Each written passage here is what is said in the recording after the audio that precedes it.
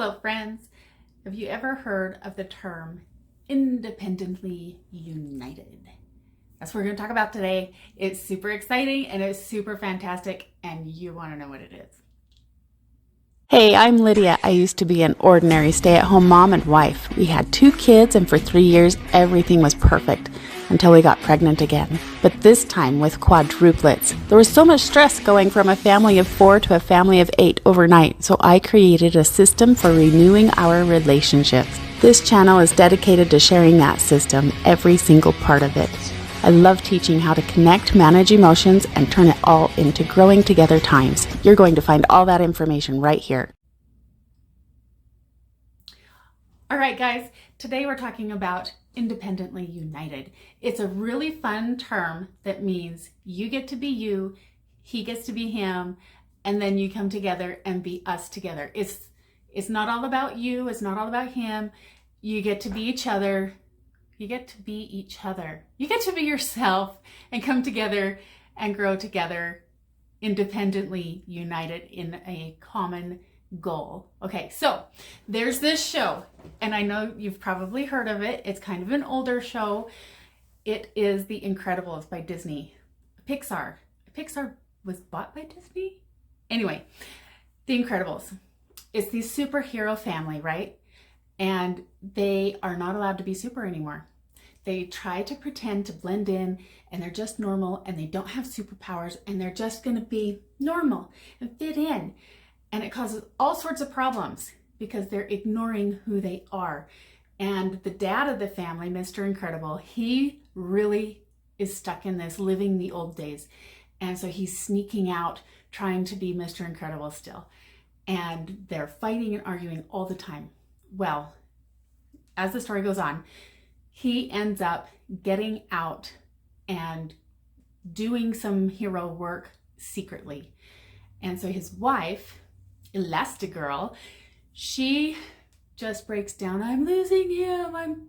I don't know where my husband is and stuff like this, right? She's having a breakdown because he's not showing up. He's sneaking around. And even though it's not like having an affair, it's still this like broken trust kind of idea that he's sneaking around because he wants to be who he is. He has some hero powers and he wants to go and use them.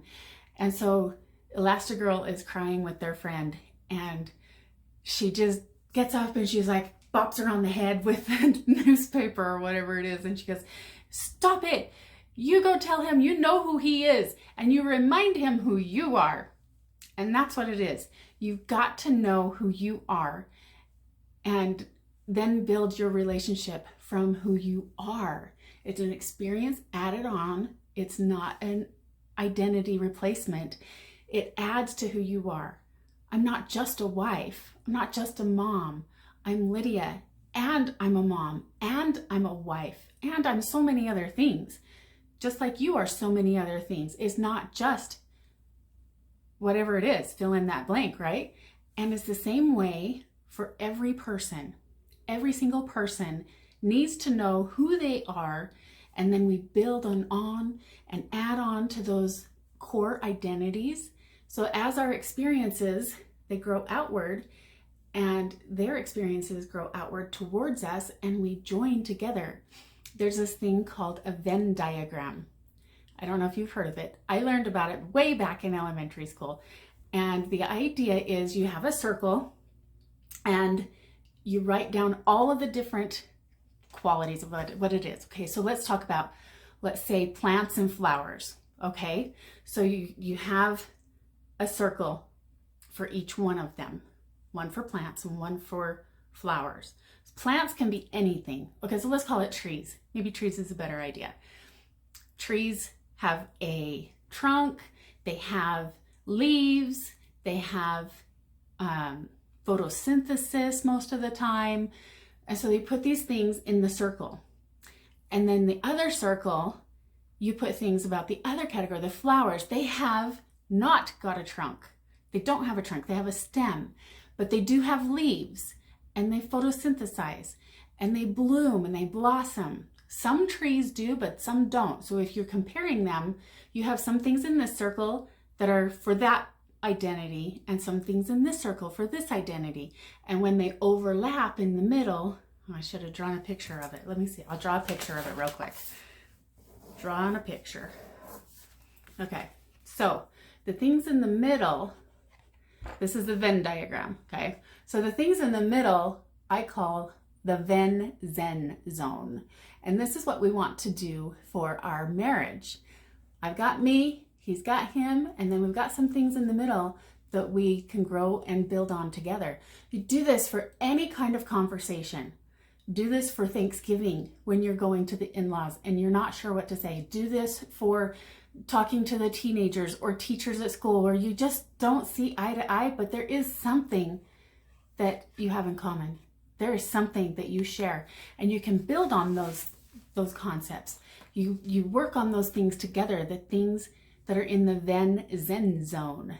That's so fun to say. The Ven Zen Zone. And it's just, what do you have in common? What kind of goals do you share? You can still be the whole circle that has nothing at all to do with each other. And then you just have this piece that you build on together.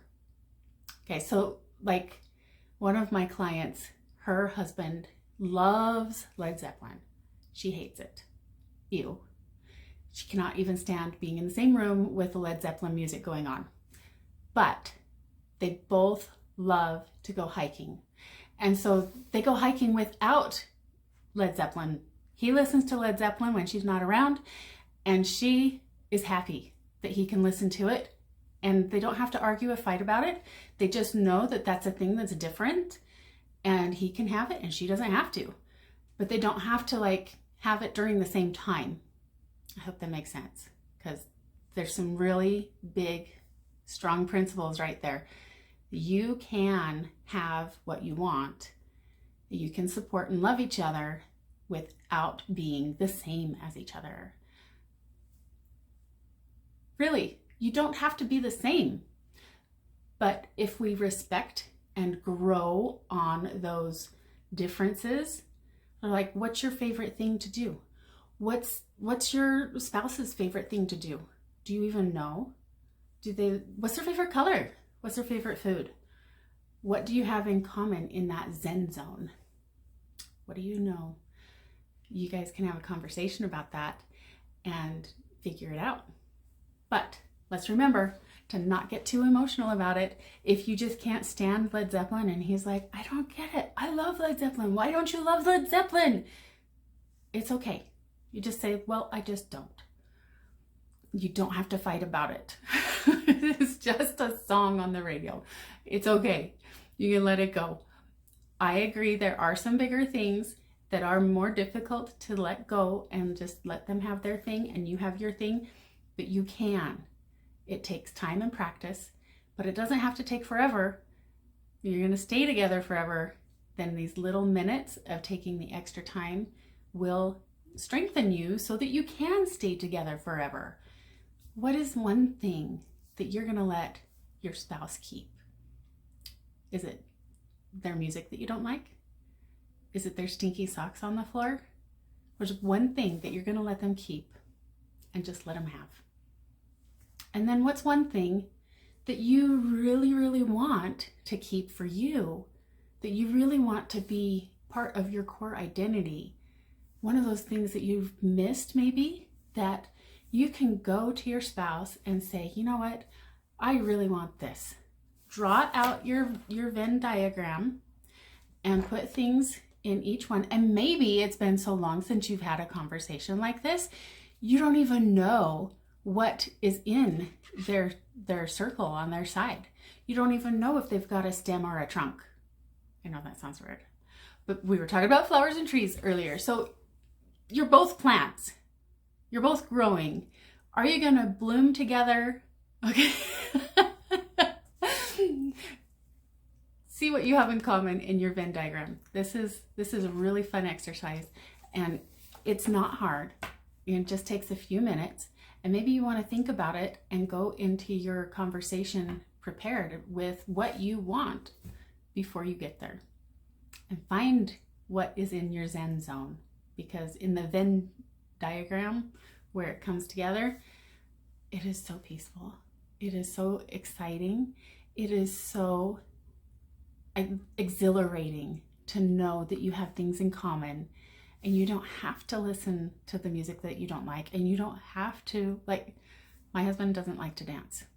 He does this little, I love dancing. We work it out. You know, he doesn't have to dance when I'm not around. That's just the way it is. I can dance and do Zumba and different things. There's different ways. If you're expecting that your spouse is going to be there for every single thing for you, it's not going to work. It's not going to work. So back to The Incredibles. They're out there, they're fighting. Elastigirl goes out to save him or kill him or something because she's so mad that he's snuck out and he's doing the hero work again. And Mr. Incredible is just like, I'm so glad you're alive. I just love you.